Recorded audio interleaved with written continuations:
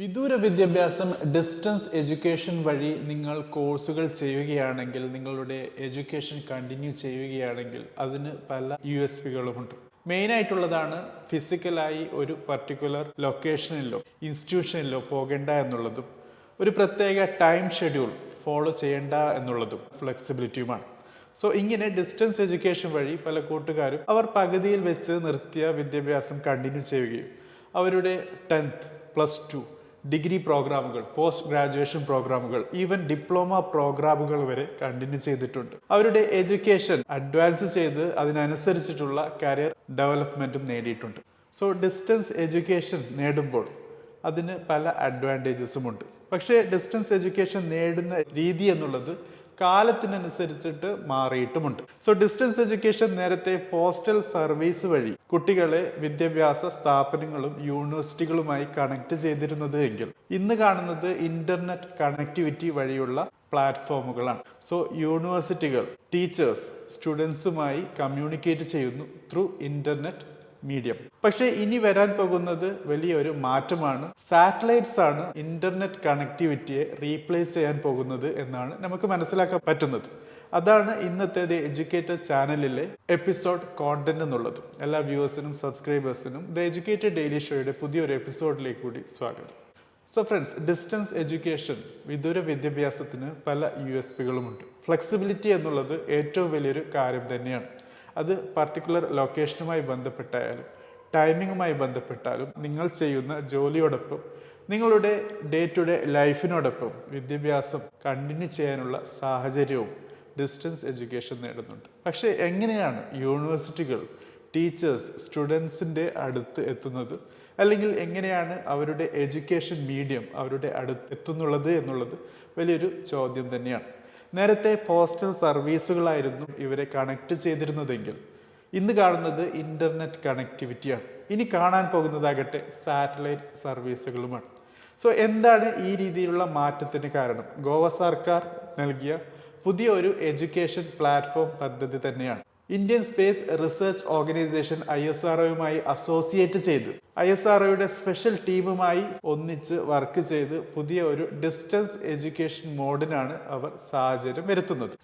എന്താണ് ഈ രീതിയിലുള്ള ഡിസ്റ്റൻസ് എഡ്യൂക്കേഷൻ പ്രോഗ്രാം? ഒബ്വിയസ്ലി ഇത് ഒരു stand alone distance education program അല്ല, മറിച്ച് റെഗുലർ എഡ്യൂക്കേഷനോടൊപ്പം ഡിസ്റ്റൻസ് എഡ്യൂക്കേഷൻ പ്ലാറ്റ്ഫോം കൂടി അവർ ഡെവലപ്പ് ചെയ്തെടുക്കുന്നു എന്നുള്ളതാണ്. ഇങ്ങനെ ഡിസ്റ്റൻസ് എഡ്യൂക്കേഷന് ആവശ്യമായ സിലബസും അതിനൊരു പ്രത്യേക എഡ്യൂക്കേഷൻ ചാനലും അതിനാവശ്യമായ ബാൻഡ് വിഡ്ത്തും ഗോവ സർക്കാർ വാങ്ങിയിട്ടുണ്ട്. ISROയുമായി ഒന്നിച്ച് വർക്ക് ചെയ്യുകയാണ്. ISROയുടെ സ്പെഷ്യൽ ടീം ഗോവ സർക്കാരുമായി ഒന്നിച്ച് വർക്ക് ചെയ്യുകയാണ്. ഇങ്ങനെ നടക്കുമ്പോൾ തീർച്ചയായിട്ടും പറ്റുന്നത് കുട്ടികൾക്ക് ടീച്ചേഴ്സുമായി കണക്ട് ചെയ്യാൻ പറ്റുന്നു. അതോടൊപ്പം ഈ എഡ്യൂക്കേഷൻ മോഡ്യൂൾസിന് രാജ്യത്ത് ബാക്കിയുള്ള ലൊക്കേഷനുകളുമായി കമ്മ്യൂണിക്കേറ്റ് ചെയ്യുന്നു വിത്തൗട്ട് ഇന്റർനെറ്റ് കണക്ടിവിറ്റി. റിയൽ ടൈമിൽ ഇവർക്ക് കണക്ടിവിറ്റി സാധിക്കുന്നു ഇന്റർനെറ്റ് ഇല്ലാതെ. അതോടൊപ്പം സാറ്റലൈറ്റുകളുടെ അനന്ത സാധ്യതകൾ ഉപയോഗിച്ച് education through satellite EDUSAT ISRO കൊണ്ടുവന്ന ഒരു കാര്യമാണ്. ഈ വഴിയാണ് ഡിസ്റ്റൻസ് എഡ്യൂക്കേഷൻ നേടാൻ പോകുന്നത്. ഇതിനൊരു ഇതിനൊരു ഉദാഹരണമായി മനസ്സിലാക്കാനുള്ളത് റഷ്യ-ഉക്രൈൻ കോൺഫ്ലിക്റ്റ് ആണ്. റഷ്യ ആദ്യമായി യുക്രൈനിലേക്ക് കടന്നപ്പോൾ ഉക്രൈനിന് നഷ്ടപ്പെട്ടത് ഇന്റർനെറ്റ് കണക്ടിവിറ്റിയാണ്. കമ്മ്യൂണിക്കേഷൻ എന്നുള്ളത് വലിയൊരു ചാലഞ്ച് തന്നെയായിരുന്നു.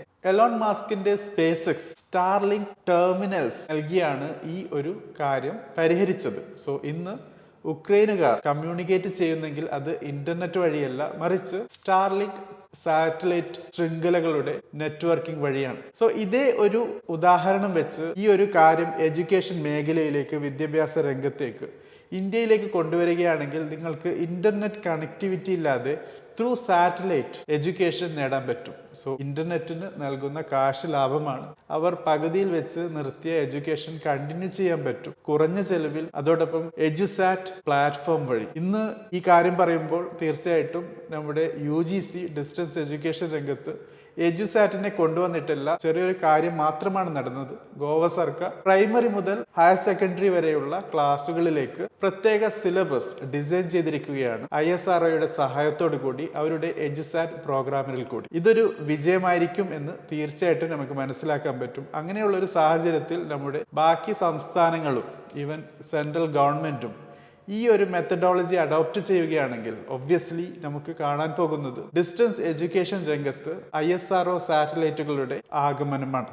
അതോടൊപ്പം എഡ്യൂക്കേഷൻ ത്രൂ സാറ്റലൈറ്റിന്റെ അനന്ത സാധ്യതകൾ വിദൂര വിദ്യാഭ്യാസ മേഖലയിലേക്ക് കൂടി കടന്നു വരികയും തമ്മിൽ പല കൂട്ടുകാർക്കും ഹയർ എഡ്യൂക്കേഷൻ നേടാനുള്ള പുതിയ പുതിയ സാഹചര്യങ്ങൾ വന്നെത്തുകയും ചെയ്യും. ഇങ്ങനെ ഹയർ എഡ്യൂക്കേഷൻ കണ്ടിന്യൂ ചെയ്യുന്നതിൽ കൂടി കരിയർ അഡ്വാൻസ്മെന്റും കൂടുതൽ മേഖലകളിലേക്ക് ജോലി അന്വേഷിക്കാനും കണ്ടെത്താനുള്ള സാഹചര്യവും വന്നെത്തിച്ചേരും. നിങ്ങളുടെ അഭിപ്രായം എന്താണ്? ഡിസ്റ്റൻസ് എഡ്യൂക്കേഷൻ മേഖലയിൽ നടക്കുന്ന ഈ പുതിയ വിപ്ലവത്തിൽ എങ്ങനെയായിരിക്കും എഡ്യൂസാറ്റ് സഹായിക്കാൻ പോകുന്നത്? എന്തൊക്കെ പുതിയ കാര്യങ്ങളായിരിക്കും നമ്മുടെ രാജ്യത്ത് സംഭവിക്കാൻ പോകുന്നത്? നാഷണൽ എഡ്യൂക്കേഷൻ പോളിസി NEP 2020യുടെ പല പ്രോഗ്രാമുകളും ഇംപ്ലിമെന്റ് ചെയ്യുന്നതിന്റെ ഭാഗമായിട്ടാണ് ഗോവ സർക്കാർ എഡ്യൂസാറ്റുമായി കൊളാബറേറ്റ് ചെയ്തിട്ടുള്ളത്. അതുപോലെ ബാക്കിയുള്ള സംസ്ഥാനങ്ങളും ഇൻക്ലൂഡിംഗ് നമ്മുടെ സംസ്ഥാനവും കൊളാബറേറ്റ് ചെയ്യുകയാണെങ്കിൽ എന്തൊക്കെ മാറ്റങ്ങളായിരിക്കും വരാൻ പോകുന്നത്? നിങ്ങളുടെ കമൻറ്റ് തീർച്ചയായിട്ടും കമൻറ്റ് ബോക്സിൽ രേഖപ്പെടുത്തുക. Thank you for watching. Have A great day.